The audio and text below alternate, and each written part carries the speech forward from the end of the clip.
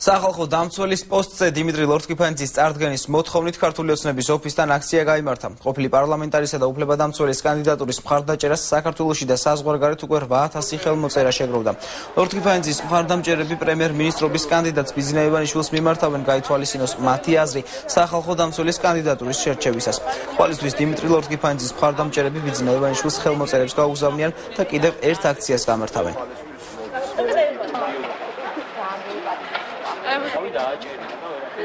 დემოკრატიული წესით არჩეული ხელისუფლების მხრიდან გაკეთებული მოწოდება, რომ საზოგადოების აზრი იქნება გათვალისწინებული ნებისმიერი გადაწყვეტილების მიღების პროცესში და სახალხო დამცველის ვაკანტ პოზიციაზე კანდიდატის დამტკიცების მხრივაც ეს იყო ჩვენთვის მთავარი მიზეზი იმისთვის, რომ დაგვაფიქსირებინა ჩვენი პოზიცია და ჩვენ ვთვლით, რომ ბატონი დიმიტრი ლორთქიფანიძე არის ღირსეული კანდიდატი სახალხო დამცველობის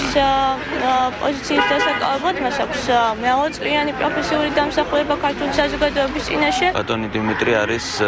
ის ადამიანი, რომელიც მთელი თავისი მოღვაწეობის განმავლობაში მუდმივად ცდილობს, რომ ყველა სფეროში, სადაც კი უფლებების დაცვა არის საჭირო, ცდილობს იყოს აქტიურად და მათ შორის უსინათლოებთან მიმართებაშიც ის ყოველთვის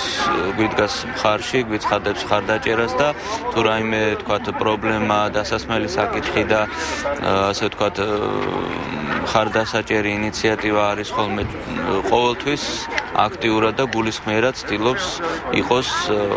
არა მარტო usinathloebtan ზოგადად შესაძლებლობა შეზღუდულ ადამიანების გვერდით